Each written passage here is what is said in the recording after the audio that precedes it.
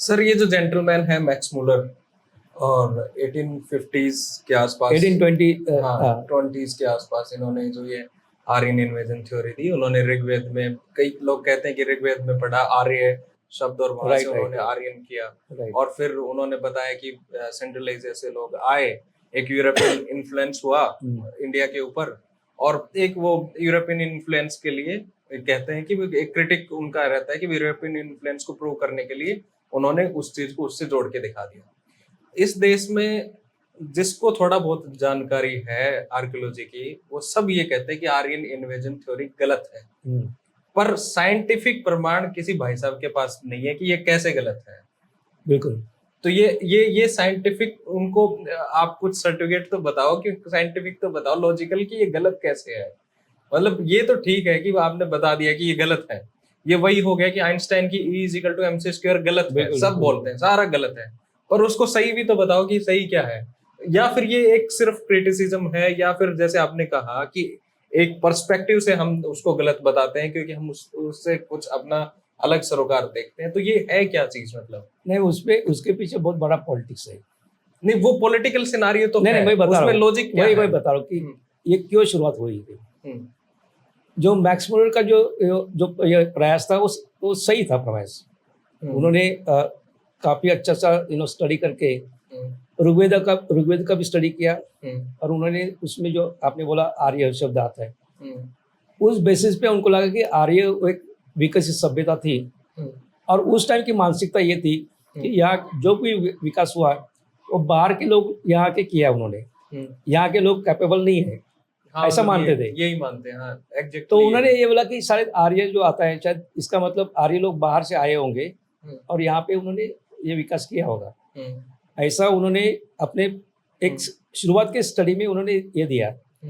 लेकिन जो लोग बोलते कि आर्यन लोग बाहर से आए, वो मैक्स मुलर का पहला स्टडी उसको रेफर करते हैं। लेकिन बाद में मैक्स मुलर खुद ने उसने एक्सेप्ट किया कि आर्य कोई ये जनजाति नहीं थी, एक रिस्पेक्टेबल वर्ड था, उसको कोई ये नहीं करता। उसके बाद क्या हुआ कि ब्रिटिशर्स यहाँ आ गए, और ब्रिटिश लोगों ने जब यहाँ हमारे ऊपर राज करना शुरू किया, तो उन्होंने एक नैरेटिव फैला दिया कि यहाँ के बाहर के लोग आके यहाँ पे इनके ऊपर राज किया है, इन लोगों के ऊपर, और उन्होंने यहाँ पे आके प्रगति की है, तो हमारा यहाँ आना जायज है, ये उन्होंने फैला दिया। लेकिन जब बाद में जब हड़प्पा और मोहनजोदड़ो में जब एक्सकर्शन शुरू हुआ और एक बहुत ही एडवांस सिविलाइजेशन मिलने लगी, कि उतनी एडवांस सिविलाइजेशन ना यूरोप में थी ना किसी और जगह थी, इतनी एडवांस सिविलाइजेशन थी।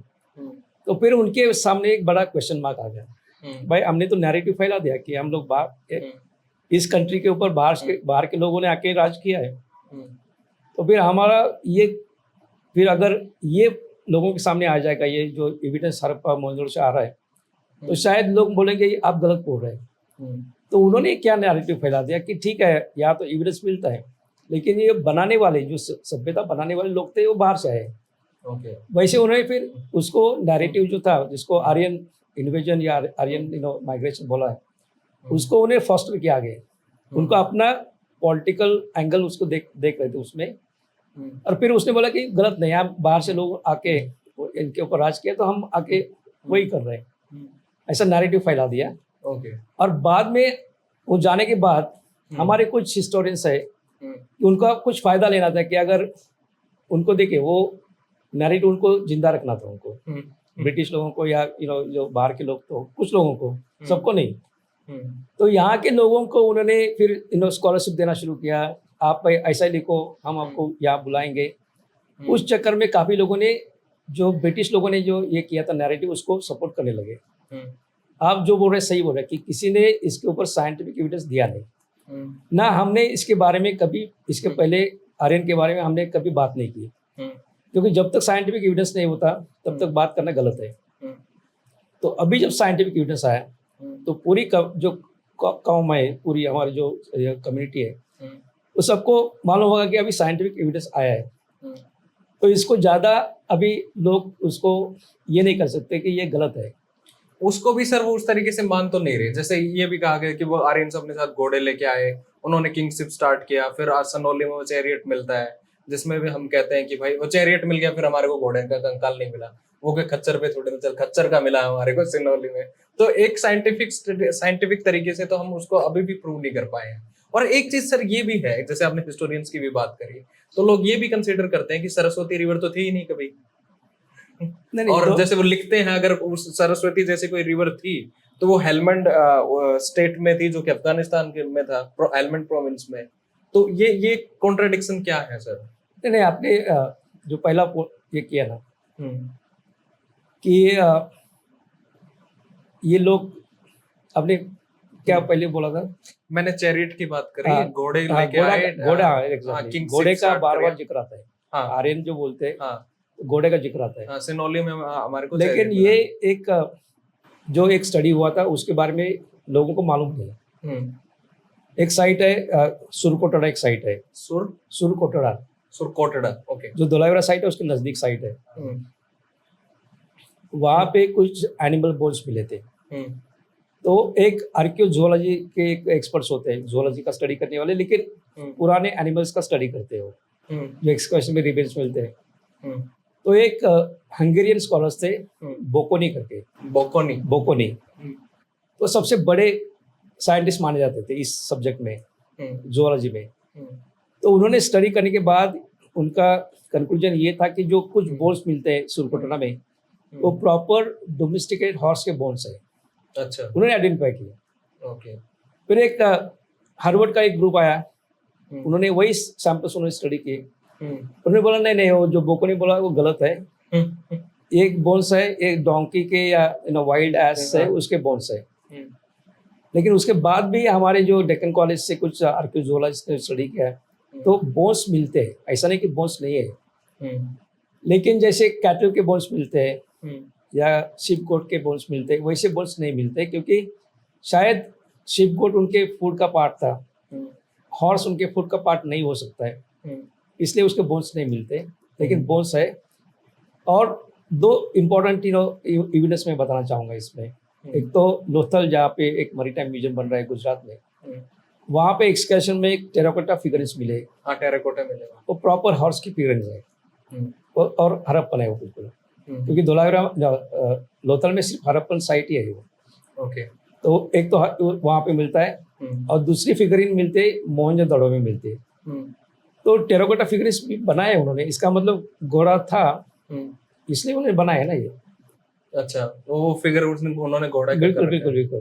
ओके। लेकिन जो कन्वीनियंट है, जब कोई वो लोग मानते हैं कि आर्यन बाहर से आए, तो कुछ लोगों का ये है ना, प्रीकंसीव नोशन होता है कि बस इसको मानना है, साइंटिफिक जो भी एविडेंस है उसको मानना नहीं, हम बोल रहे हैं बाहर से आए, इसका मतलब बाहर से आए। Then sir, लेकिन उसमें ये नहीं करते कि वो जो बोलते हैं कि घोड़ा नहीं है, तो फिर वो रिचर्ड मेडो, जो हार्वर्ड यूनिवर्सिटी का प्रोफेसर है जिसने स्टडी किया, उसका वो रेफरेंस देते हैं। और जो मानते हैं कि ये जो लोग हड़प्पन लोग यहाँ के थे, वो बोलते थे घोड़ा तो है ही, बोकोनी ने सिद्ध किया है। तो जो कन्वीनियंट है वो यूज करते हैं लोग। पर सर, जैसे धोलावीरा के वो बिल्कुल जो दहलीज पे जो इंस्क्रिप्शंस हैं, उनको तो डिसाइफर शायद अभी कोई नहीं कर पाया है। नहीं। वो, और उन पे हमने काफी रिवॉर्ड भी रखा है कि कोई इनको करे, तो इस तरीके से। दूसरा पार्ट मेरा क्वेश्चन का था कि सरस्वती रिवर। हाँ, सरस्वती रिवर का मैं बता रहा हूँ। हमारे ऋग्वेद में बार बार सरस्वती का जिक्र आता है।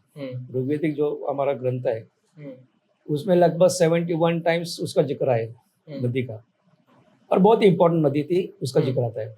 और उसका उन्होंने लोकेशन दिया है सर इसमें ऋग्वेदिक टेक्स्ट में, कि वो हिमालय जो वहाँ से उगम पाती है, हिमालय का भी जिक्र आता है उसमें। और वो बोलते कि वहाँ डेजर्ट से भी बहती थी वो, जो बीकानेर उस एरिया में, वहाँ से वो बहती थी, और समुद्र में मिलती थी। तो वो एक जिक्र आता है। तो उस बेसिस पे हेलमंड में जाने का सवाल नहीं पैदा होता।